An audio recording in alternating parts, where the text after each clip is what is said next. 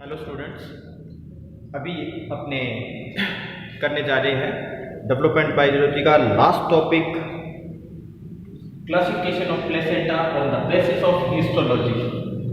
According to histology placenta को 5 types में divide किया जाता है। ये 5 टाइप्स जो डिवाइड करते हैं, ये डिवाइड करते हैं जब कोई पदार्थ या न्यूट्रिशन मैटरनल ब्लड से लेकर फोइटल ब्लड तक जब जाता है तो रास्ते में कितनी बाधाएं उत्पन्न होती है, कितने बैरियर आते हैं, उनके अकॉर्डिंग डिवाइड किया जाता है। जैसे कि अपने देखें कि कुल मिलाकर ज़्यादा से ज़्यादा 6 बैरियर जो होते हैं वो इन दोनों के ब्लड के बीच में होते हैं, क्योंकि कई एनिमल में अपने देखते हैं कि कोरियोनिक विलाइज जो होती है वो मैटरनल ब्लड के अंदर लटकी रहती है, और कईयों में देखा है कि ये मैटरनल जो यूटेरियल एपिथेलियम होती है उसके साथ अटैच होती है। तो साथ अटैच होगी, वहां पे 3 जो है बाधाएं उत्पन्न होगी, बैरियर होंगे यूटेरियन पार्ट या मैटरनल पार्ट के, और 3 होंगे फोइटल पार्ट के। तो अलग अलग जंतुओं में किसी में 6 पाए जाते हैं, किसी में 5 बैरियर होते हैं, किसी में 4 बाधाएं उत्पन्न होती है, किसी में 3 होती है, किसी में 2 होती है। तो उसके अकॉर्डिंग जो है प्लेसेंटा को अलग अलग वर्गीकृत किया गया। देखिए हमने कि फोइटल पार्ट के अंदर 3 कौन कौन से बैरियर होते हैं।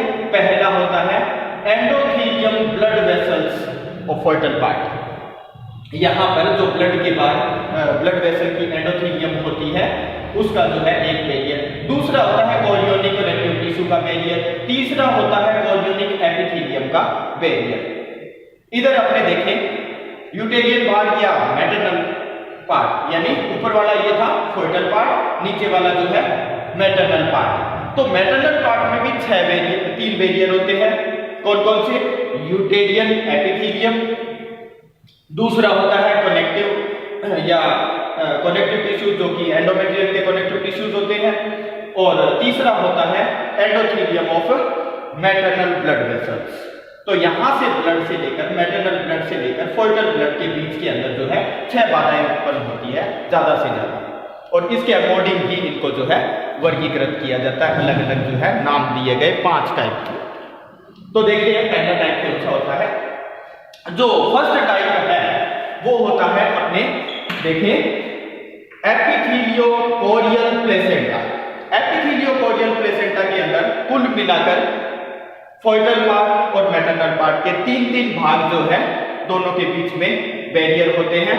कौन कौन सा? फोइटल पार्ट के अंदर पहली होती है कौन सा?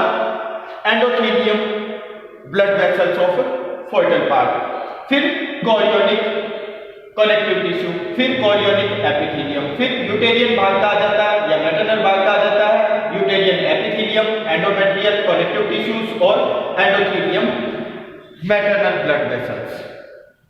अब मैटरनल ब्लड वेसल का ये जो है छठी बाधा होती है, यानी इन दोनों के बीच में 1, 2, 3, 4, 5 और 6 बाधा जो है बनाती है।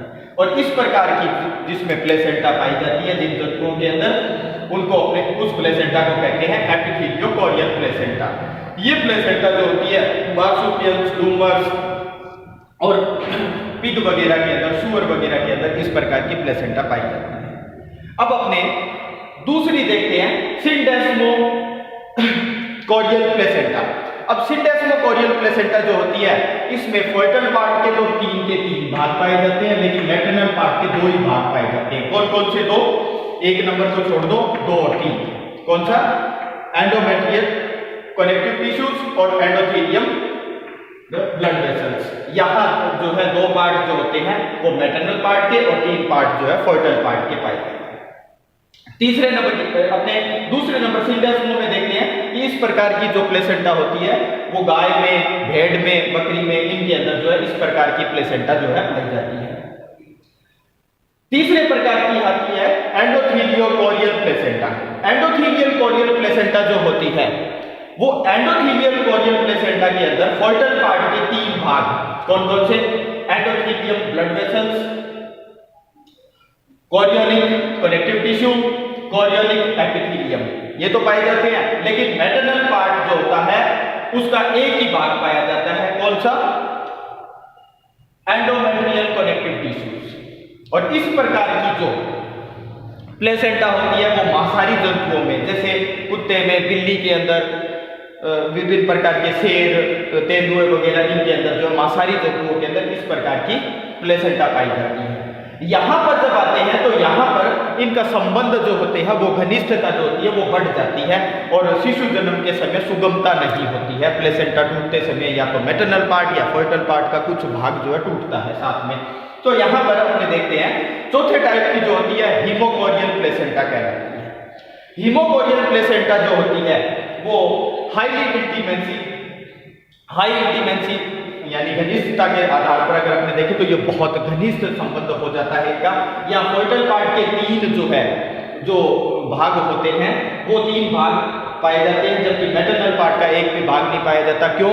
क्योंकि यहाँ पर जो माइक्रोविलाइज, जो कॉरियोनिक माइक्रोविलाइज होती है, जो विलाइज होती है, वो सीधी की सीधी जाकर जो मैटरनल पार्ट का जो ब्लड होता है उसके अंदर सीधी लटकी हुई रहती है और जो ब्लड है वहां से सीधा डायरेक्ट टचमेंट में रहता है। तो 3 ही जो अपने देखते हैं कि कॉरियोनिक विलाइज जो होती है उसके जो 3 भाग होते हैं, यहाँ पर अपने देखते हैं एंडोथेलियम ब्लड वेसल्स, और कॉरियोनिक जो है कनेक्टिव टिश्यू, और कॉरियोनिक एपिथेलियम जो है, 3 ही बैरियर उत्पन्न होते हैं। मैटरनल भाग का किसी भी प्रकार का कोई बैरियर नहीं रहता है। और इस प्रकार का जो प्लेसेंटा होता है वो प्लेसेंटा बैट में, बॉल्स में आदि जो जंतुओं के अंदर पाया जाता है।